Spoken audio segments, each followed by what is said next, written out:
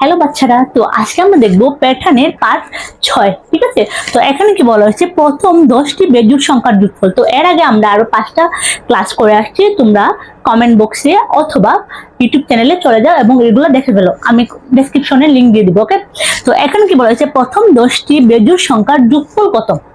প্রথম 10টি বেজোড় সংখ্যার যোগফল কত, তো আমরা আগের ক্লাসে শিখেছিলাম যোগ সংখ্যার যোগফল। ঠিক আছে, তো আমরা কি বুঝলাম, প্রথম সংখ্যা গুণ যোগ শেষ সংখ্যা গুণ পদ সংখ্যা ভাগ 2। প্রথম সংখ্যা যোগ শেষ সংখ্যা গুণ পদ সংখ্যা ভাগ 2। ওকে, তো আমরা এখন চলে আসছি বেজোড় সংখ্যার গুণফলে যোগফলে। তো দেখো বেজোড় সংখ্যা ধরো 1 থেকে কত বলছি কি 1 থেকে 10 পর্যন্ত। হ্যাঁ, প্রথমে 10টি, তো 1 3 5 7 9, এখানে কটা আছে 5টা, বলছি 10টি। ঠিক আছে, 11 13 15 17 19। বলছি কি এই সংখ্যাগুলো আমরা কি বের করব, 10টি বেজোড় সংখ্যার যোগফল বের করব। তো এখানে বলছে 10টি বেজোড় সংখ্যার যোগফল। তো ধরো দেখুন 1 যোগ 3 সমান 4, এবং এই সংখ্যাগুলা কি পূর্ণবর্গ সংখ্যা, এগুলা পূর্ণবর্গ সংখ্যা।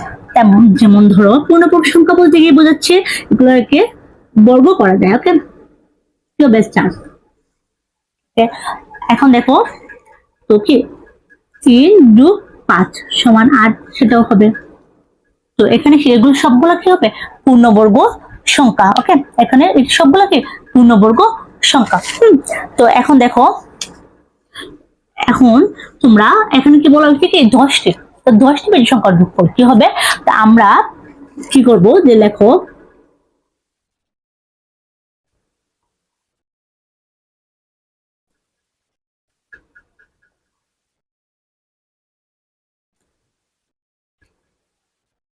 ঠিক আছে, তো 3টে পদের, হ্যাঁ এখানে হবে 9, কত হবে এটাকে কিন্তু 3 দ্বারা কি হয় বর্গ করা যায়। ওকে, 3টে পদ 3 দ্বারা বর্গ করা যায়। তো এখানে কি এটা প্রত্যেকটা কি পূর্ণবর্গ সংখ্যা, এগুলো কি পূর্ণবর্গ সংখ্যা, কারণ প্রত্যেকটাকে বর্গ করা যায়। ওকে, তো এখানে বলছি 4, এখানে 3 এর বর্গমূল 9, তো আমরা এগুলো প্রত্যেকটাকে বর্গমূল করা যায়। ওকে, তখন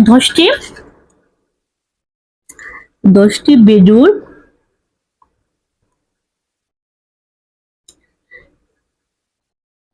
সংখ্যার কি হবে যোগফল cos স্কয়ার। ওকে, তো cos স্কয়ার আমরা সূত্রটা জানি, হ্যাঁ আমরা জানি কি ক্রমিক বেজোড় সংখ্যার যোগফল। ওকে, ক্রমিক বেজোড় সংখ্যার যোগফল হচ্ছে কি cos স্কয়ার। আমরা যোগ সংখ্যার যোগফল কি পড়ছিলাম, প্রথম সংখ্যা যোগ শেষ সংখ্যা গুণ পদ সংখ্যা ভাগ 2। ঠিক আছে, আমরা বারবার আগের পড়াগুলা রিভাইজ দেবো, তোমরা সেই বারবার আগের পড়াগুলা রিভাইজ দেবো। ওকে, তো এখানে বলেছে কি cos স্কয়ার। তো এখানে আমরা বললাম যদি বলি 10টি